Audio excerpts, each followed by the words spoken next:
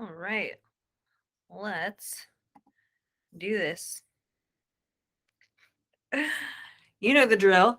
It's me standing here waiting to see when Facebook decides to actually pick up that I want to go live. Okay, I think we are rolling. So what's up, everybody? Happy Friday, Junior. I wanted to hop on here real quick because I could. So I didn't plan on doing a live this week.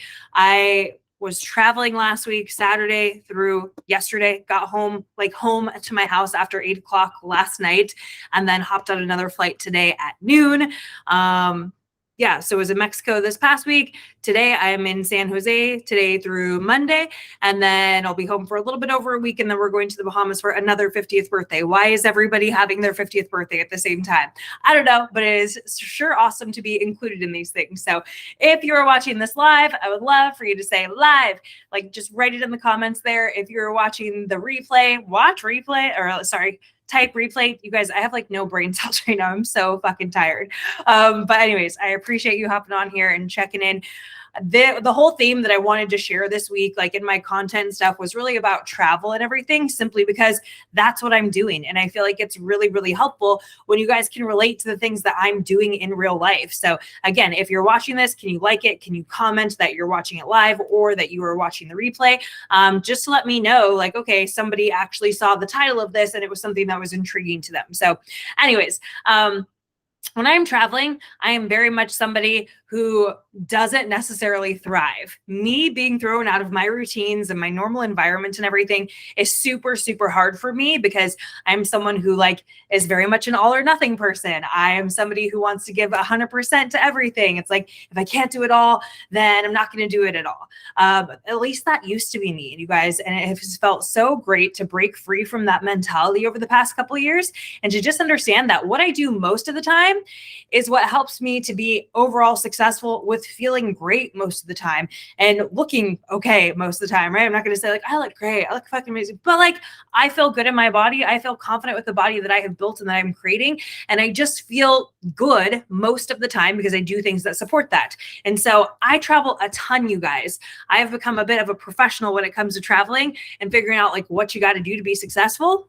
So with that, I want to give you some of my travel tips here, things that I've used this past week, things that I'm using this current week on this trip, and talk about how they differ, right? So my previous trip that I just did for the last 5 days was a vacation. It was all about having fun, relaxing, unwinding, doing as little work as possible, and not stressing out about being anywhere close to perfect when it came to workouts or nutrition or anything. This trip is a business trip. And guess what? I am also not going to be perfect with anything. I don't even have a hope for that. It's non-existent in my plans for me for these 10 days of travel. So the fact of the matter is, I'm traveling for 19 out of 35 days at the start of the year, right? 4 trips since the first weekend of January all the way through the first week of February. That's a lot, you guys. So if you don't understand how much I travel, that just gives you a bit of a glimpse into it. This is unusual for me, but I do travel pretty much every single month and have for at least the last year and a half. As far back as I can remember, I've been gone every month for something. So what are some of the things that I'm doing to be successful? Well, I kind of like to go into things with some non-negotiables. What are the things that I'm going to try my best to do really well with? And for me, those are movement, those are getting in water, those are doing the best that I can with sleep, and those are being a little bit conscious, being more than just a little bit, being pretty conscious and intentional about the choices that I make with food most of the time. So let's talk movement first, because that's a pretty easy one. So for movement, my goal when I was on my trip in Mexico was to hit my workouts almost every single day. Not every day, but almost every day. I was like, no, I'm there for 5 days. I could probably do 3 or 4 days at least. So here's what we did. On Saturday morning, before we flew out, we ended up waking up really early. I think I was wide awake at 2:30 a.m. So I hit a workout in my basement, before I left. I did a little bit of cardio on my Peloton before I left. I happen to be doing a series of workouts right now that are only like anywhere from 10 to 20 minutes a day because I knew that's what fits with my lifestyle best. So basically, since back in November, I think, maybe even October is when I started doing these 15-minute workouts, approximately 15 minutes. And I do them anywhere from like 5 to 7 days a week, usually 7 days, just kind of depends what's going on, how fatigued I'm feeling, whatever that looks like for me. So I got up, did all that on Saturday. I was able to hit the gym almost every single day in Mexico. And here's what I'll tell you what my other goal was. It was to get in my steps. So if I couldn't, or if I didn't get in a workout, then I needed to at least hit 10,000 steps on those days. Okay. So that's where I think like a really good trade-off is for a lot of people. You're either doing a workout that day or you're hitting your step goal that day. It doesn't have to be both. It can be for sure, but that was what I did. There was one day, I want to say it was like Monday or Tuesday, where we didn't go to the gym. My husband and I were like, oh, it's really busy in there. We don't feel like doing this right now. We'll come back later. It turned out later never happened, which is one of the reasons why working out in the morning is such a huge hack, because if you do it first thing in the morning, you're less likely to encounter more excuses like you would later on in the day. So again, that day we did not get a workout in. But guess what we did do? We went and walked on the beach for a couple miles. We got in plenty of steps that day. We definitely surpassed a 10,000 step count goal that day, which was great and still made us feel good even though we didn't hit our workout. Okay. So again, I was able to get in 4 workouts over the course of 5 days, and I hit at least 10,000 steps 4 out of the 5 days. Okay. So I feel really good about the movement that I did on that trip. Okay. The next piece that I want to talk about, water. Water is super simple, you guys. Just drink your fucking water. I don't care what your water goal is. If it's half of your body weight in ounces, if it's 100 ounces, if it's a gallon, get your water in. That is an easy non-negotiable and something that people want to argue with me about all the time. Like, well, I'm traveling. I don't want to have to pull over and have to pee. I don't want to have to pee on the plane. Fucking get over it. It is just pee. Like, just go pee. It is normal. The fact that you're not peeing is a bigger deal to me than the fact that like you're upset about peeing. This makes no sense to me. I literally had one of my clients when I was flying, I think last week or something, maybe it was 2 weeks ago, where I had posted on my Instagram stories, like, I've already hit my like gallon for the day. And it was like 9 o'clock in the morning and I was on a flight. And she's like, oh, but what if you have to pee? What if you have to pee? Guess what? Use the bathroom. Like, people stress out and freak out about using an airplane bathroom. Do you understand? Like, are you the people that have never traveled the world? Because if you've been in other parts of the world, you understand that an airplane bathroom is really not that bad compared to other places you could potentially have to pee in this world. Okay. So I used to be one of those people. I totally get it now. It's like, I gotta pee, dude. Like, I'm peeing on the plane. I don't care. If we're driving and we have to stop and pee, so what?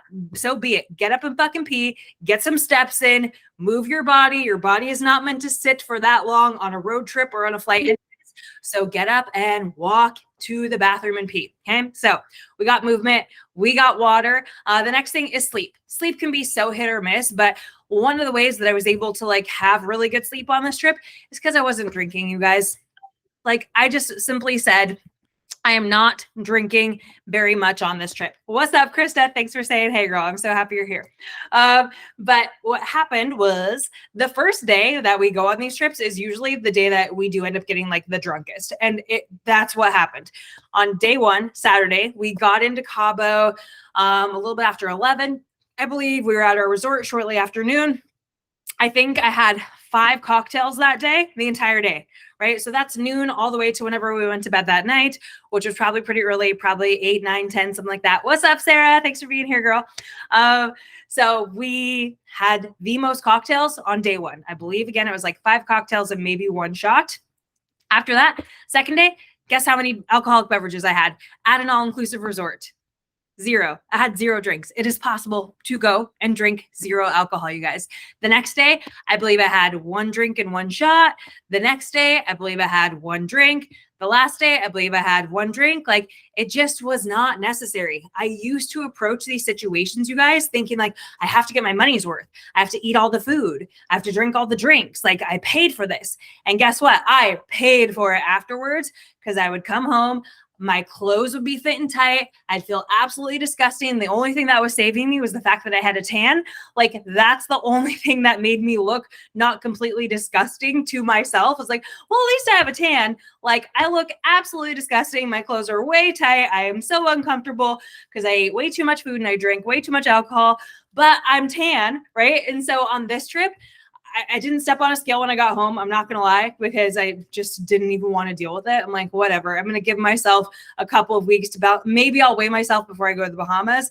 But the fact of the matter is 10 days of travel, it's a little bit defeating to know that even though I did things so well, the scale's probably up 5 pounds or something, which is not a big deal because I don't actually feel too bad. I feel a little bit watery, a little bit bloated, and that's just because I am eating more calories than what I'm used to. I'm eating different foods than what I'm used to, but for the most part, did really well in controlling my alcohol intake and controlling my food intake. So again, the biggest thing that helped me with sleep on this trip was not getting shit-faced every day. Okay, I'm telling you right now, alcohol is a huge disruptor to your sleep. And if your sleep sucks, everything else sucks. Yes, that's right. If your sleep sucks, everything else sucks. Had I been drinking, guess what it would have led to? Way more drunk munchies. It would have led to ghrelin, which is our hunger hormone, being elevated. So I would have felt hungry. I would have felt like I was craving things. It also leads to a lowered level of the hormone leptin, which is your satiety hormone. Like, I just never would have felt full. I never would have felt satisfied because my sleep would have impaired all of my ability to regulate those hormones. So again, if you're somebody who is drinking alcohol every day and you just feel like, oh, this is just like how I go to sleep and this is how I unwind and this is how I, release stress from my stressful life, you're doing it wrong. You're making your life so much more stressful. You're putting so much more stress on your body, and you're making it nearly impossible to reach your body comp goals of looking how you want to look and feeling how you want to feel. I'm going to tell you that right now. I've got plenty of clients actually this month who are doing a dry January, and I am so excited to see the amount of consistency they've had with this. I'm so excited to see the results that is leading to with them. It's making their nutrition so much easier to tackle. It's making cravings and sleep so much easier to tackle. Not having alcohol on a regular basis is like a huge hack, you guys, when it comes to weight loss, fat loss, building muscle, getting stronger, getting leaner, all those things. So okay, we've covered movement, we've covered water, we've covered sleep. And then of course, the big one is nutrition, right? It is so hard to stay on top of your nutrition while you're traveling. And I am fully aware of that. So we got to go into it with just some strategies. So some of the things that I ask my clients to abide by is like, hey, let's come up with something, right? Go into the situations, giving yourself a goal, a target, a something that tells you like, this is how many alcoholic beverages I'm going to have per day. Like if you're on a vacation or if you're on a work trip or something. Again, notice for me, I had probably less than 10 drinks for an entire 5-day all-inclusive vacation. It's possible, okay? Less than 10 drinks over 5 days. So I encourage you to do the same thing. Not limit your drinks to what I did, but tell yourself, I'm going to allow myself this many drinks per day. And I'm telling you right now, unless you're drinking just beer that's like 100-calorie beer, or just a Truly or something that's like 100-calorie drink, or you are the one who's there measuring out the vodka in your vodka water, you are having way more calories than you can even imagine. Shots, tons of calories. Mixed drinks, tons of calories. All those fruity blended cocktail drinks, tons of calories. I don't care if it has a fucking banana in it, you guys. It has a lot of calories. There's this one gal who at the pool bar, she kept being like, well, I'm having a banana in all my drinks because it's, at least I'm getting some fruit, whatever. I'm like, cool, dope. Like, I love that attitude of like adding in something healthy and not demonizing fruit and thinking that it's bad. But guess what? If you're having an entire banana in a drink, a banana is typically somewhere around like 90 to 120 calories, depending on how much it is. So let's say that you're just drinking 5 fucking bananas. That's over 500 calories probably. Then you're adding in all the alcohol, which literally is probably about 300 calories of alcohol. Then you're adding in the mixers that they're putting in there, the juices, the creams. That's a few hundred more calories. Like literally, I was watching people down drink after drink of cocktails that I know were a minimum of anywhere from 300 to 600 calories a piece, minimum. And they were having them all day, one after the other, like nonstop. So again, if you're not the one who's actually in control of portioning out those drinks, and if you're not having something that is more controlled, like a can or a bottle of beer or sparkling seltzer or spiked seltzer or whatever, then you're probably drinking a lot more calories than you realize. So stick to something that's a little bit more controlled if you can in those situations. Anyways, so go into it with a plan for alcohol. And then for foods, here was the great thing. We arrived a day or two after most of the other guests. So everybody was able to give us pretty good feedback on like the restaurants and like if they were good or not, if they were well worth it.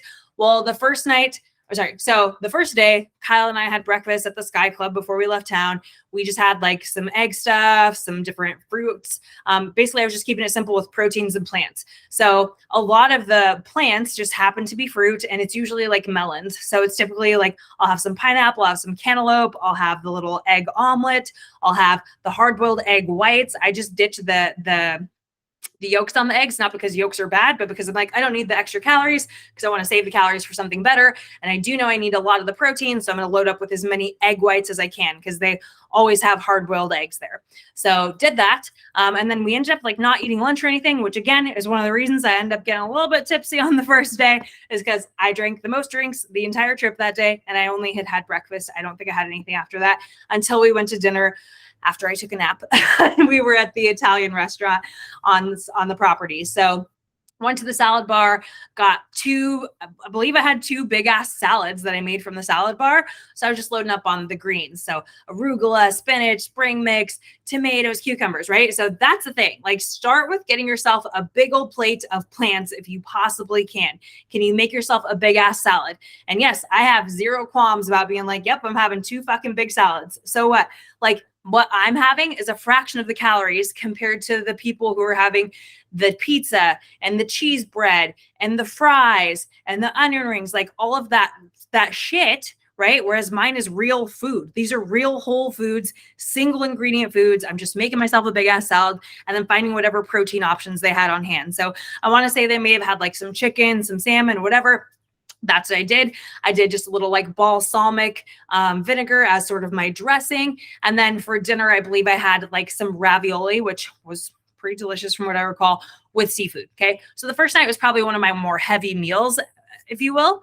And then after that, everybody was raving about the buffet, saying it was a great buffet. And so that's basically what we were doing for like our breakfast every single day is we just went down to the buffet and it was really good. So again, I followed that same strategy of building my plate first by having a big ass salad. Even at breakfast, you guys, I had a big salad. So I had greens, whatever I could find, tomatoes, cucumbers, a little balsamic, and then they had really fucking good salmon. So I was just having like raw salmon.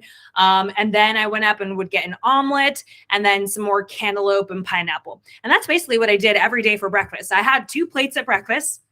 And again, it was like a big ass salad and then some protein with some fruit. So proteins and plants, those are the things you really want to be starting your day with and starting all of your meals with, right? Literally the only day that I had sort of like a typical breakfast item that isn't like a protein or a plant thing, I had a quarter of a waffle. They had like, a Belgian waffle comes in like fourths. I had a quarter of one of those. And I was like, that was really good, but like not good enough that I wish that I'd had it every day. Just good enough that I'm glad that I tried it. I saw that it wasn't anything outstanding and I wasn't missing out on it by not having it every day. But here's the thing. With those breakfasts, I did feel good. I did feel nourished.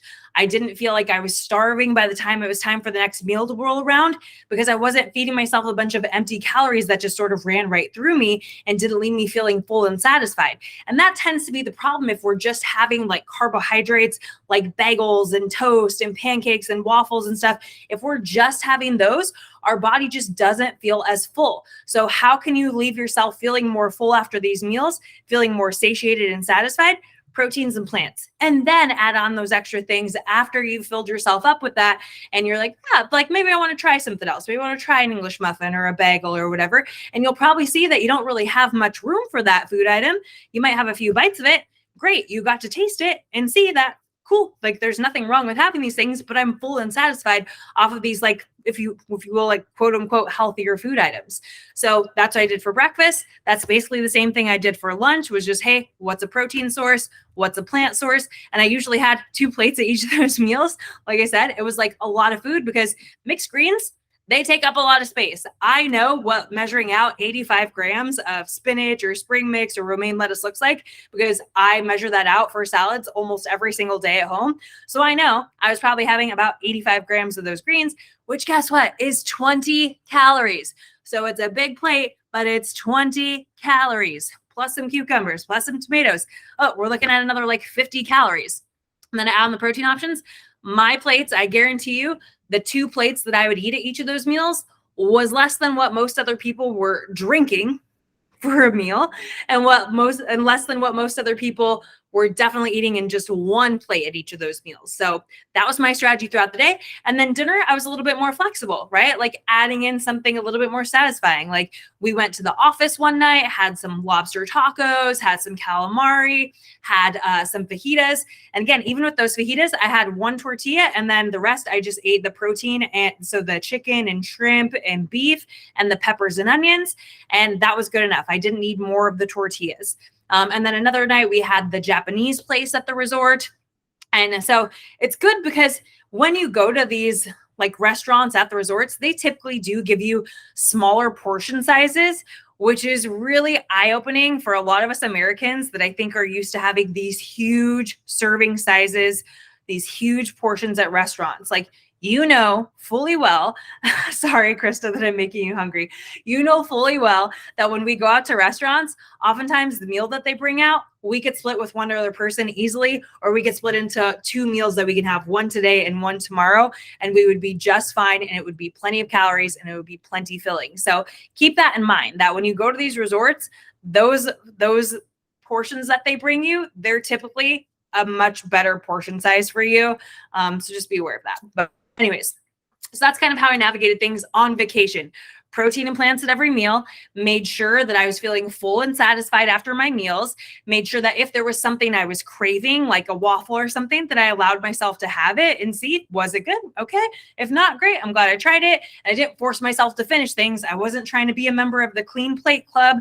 I wasn't feeling like I wasn't getting my money's worth, and I wasn't feeling like I was wasting money if I didn't eat everything on my plate. And I hate to be wasteful like that, but you have to remember that you shouldn't be eating the food just because you feel like you're trying to get your money's worth or whatever. You should be eating food because it makes you feel full and satisfied and feel good, like you could still go and do something after the fact. Not that you're like in a fucking food coma afterwards, because that is the worst. All right, so now let's tackle this business trip that I'm on. So for this one, I'm staying at an Airbnb with a couple of friends. And they happen to be fitness coaches as well. So we're kind of on that same grind of like, some of us brought our own food. Some of us are buying food. We got in at different times. Like they both got in yesterday. Clearly I was not here yet. I got in today. So what I did is before I went to Cabo, so last week, I already prepared the food that I knew I would need for this trip. So if you follow my stories, then you may have seen me already post these on my stories today, but I'm recording this so somebody might watch it later. I'm going to show you the things that I brought to keep me a little bit more on track with my travels. Let me grab them. So what I do have are a few protein bars. These are just in case of emergency. I know somebody's going to ask. So these are Bowmar nutrition bars. I don't even know if they're making these anymore because I did see them say something about like protein bars and costs and their manufacturer or something. So anyways, I have these. Emergencies only. That's why they're kind of old, is because I never eat them, because I don't want to eat protein bars. You should not be eating protein bars every day. Eat real fucking food. I guarantee you that 200 calories of real food, like chicken and some broccoli, or chicken and some carrots or apples or whatever, it's going to leave you a lot more full and satisfied and make you actually look and feel better than 200 calories of this dinky little bar that is the size of like 2 of my fingers. Okay. It's like eating nothing. It's like a freaking glorified candy bar, okay? Emergencies only. Then I've got some protein powder. So these are just some that I brought from home. These are my plant-based protein powders. I've been trying to kind of limit dairy products lately just to see if my face will clear up a little bit because I'm having some weird skin stuff. So whatever, I brought a couple of these. Yes, you can bring these through TSA.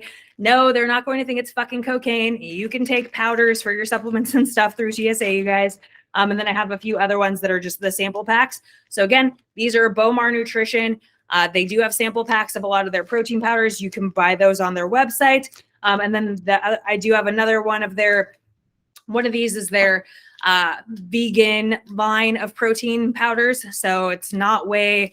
Can't remember what that one's made of, but it's the peanut butter cookie vegan powder. And then I have another one from Legion as well. It's their chocolate plant-based protein powder. So that's what I got there. I've got a couple of these Joseph's pitas. They just have a little bit more protein in them. They're super quick and easy. I could put like some lunch meat in it or something, or I could just eat it plain. I like to just eat them plain. No big deal. And then I've got these Protagonist oats. So I have a few packs of these, a different flavor for each day. I love these oats. Like if you're traveling, all I do is I can put them in, if you're in like a hotel and you just have a coffee pot where you can pour water in, all you have to do is like make some hot water in the coffee pot, add it into your oats, stir it in, like just add it slowly, right? To feel out how much water you actually want in it.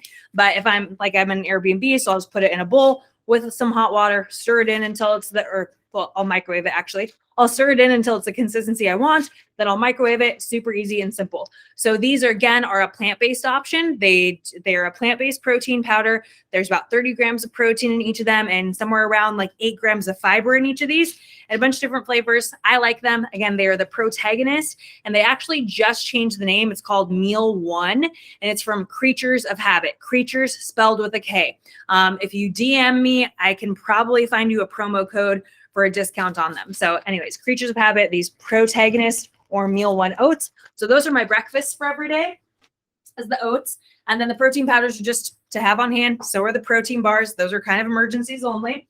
And then the other like food prep that I actually had to do before coming was, so those turkey breasts that I buy, it's just like a 4-pound turkey breast from Costco that I buy. As soon as I get it home from Costco, I chop it up into little squares. So all I did was portion these out into 4-ounce little baggies. I have a few of these to get me through the weekend.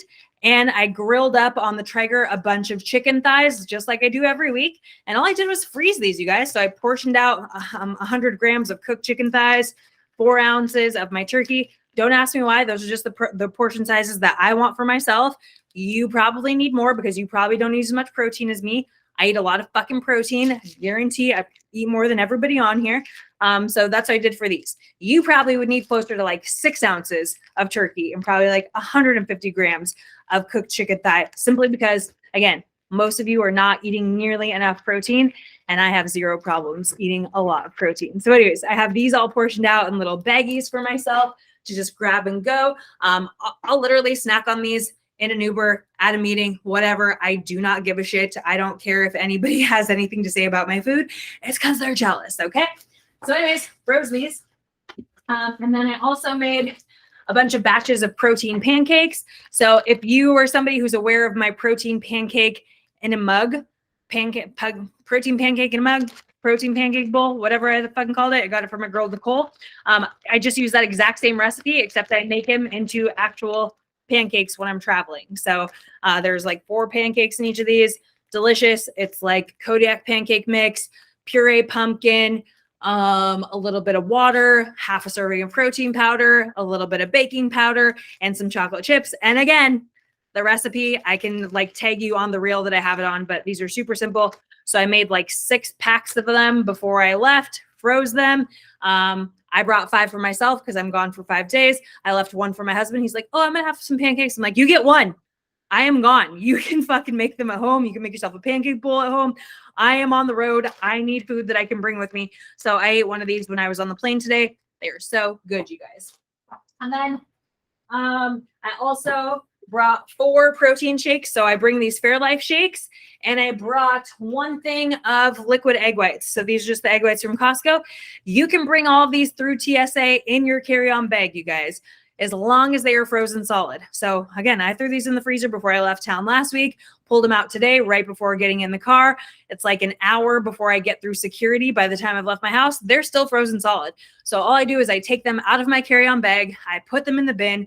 I tell the guy at TSA, hey, these are frozen. And he's like, awesome. Thank you for telling me. I will tell them up there. Teach people a class on how to do this because you're obviously a professional. I said, actually, yes, I am. And I would love to teach people a class on how to travel appropriately. So again, you can take any liquids through TSA as long as they're frozen solid by the time you actually go through TSA. So that's what I did.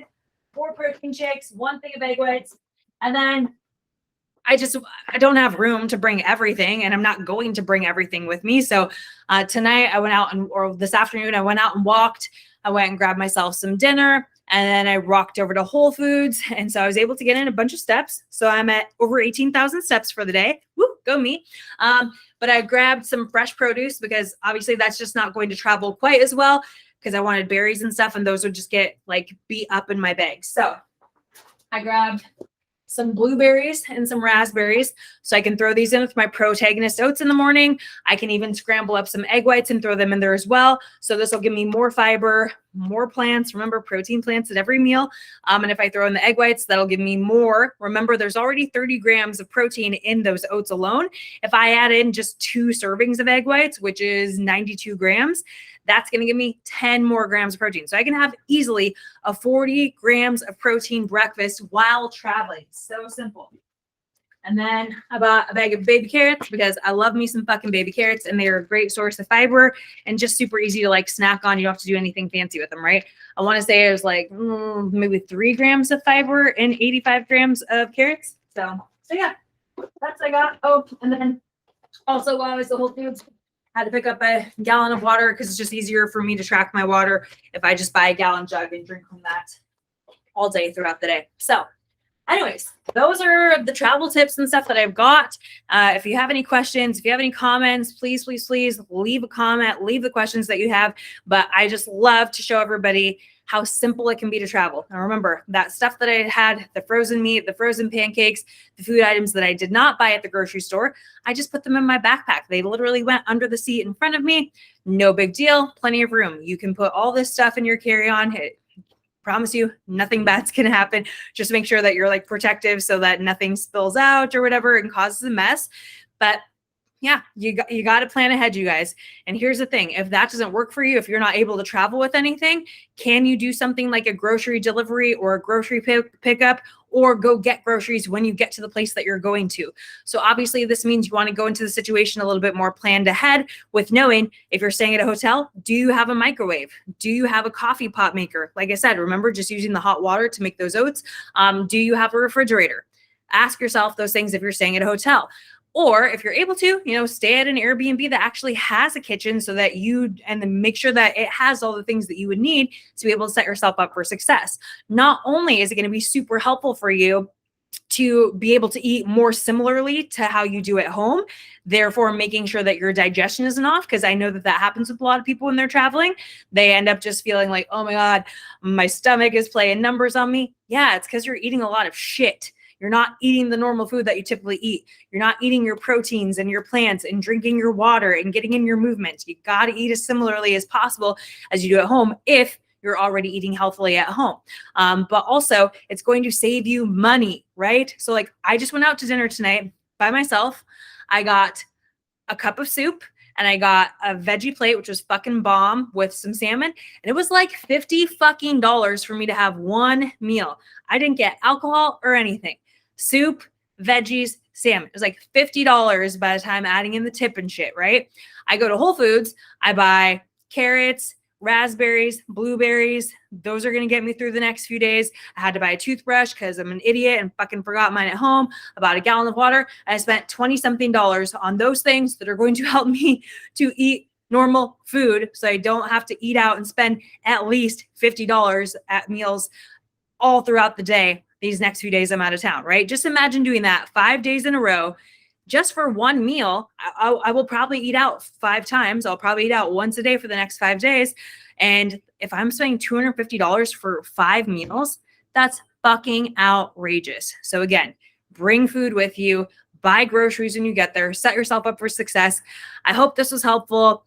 I hope you don't mind my tangents. And if you need anything, well, let me know. What else do I got here? Sherry says, my niece bought me a 64-ounce water jug, and I've been taking it to work every day. That's awesome, Sherry. I love that. So if 64 ounces is your goal, keep fucking crushing that. Once you've mastered 64, keep increasing it. I don't know what you weigh. I'm not here to play that guessing game, but I do recommend for everybody, work towards half a gallon, which is 64 ounces. And then can we bump it up to 80? And then can we bump it up to half your body weight in ounces per day? So again, if you're somebody who weighs 150 pounds, even being at like 75 ounces a day is a pretty good place to be at. But realistically, all of us could drink a gallon. I'm telling you.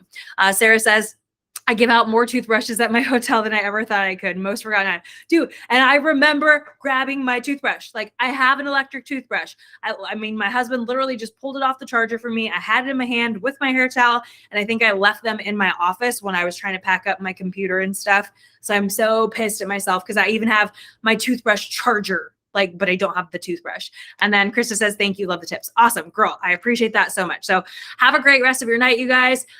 Follow along for my journey of going to see my boys again at Mind Pump tomorrow. I'll be putting it on my social media, of course, because I'm obsessed with them. But hope you all have a great night. And thanks for letting me rant and rave. We'll talk to you soon.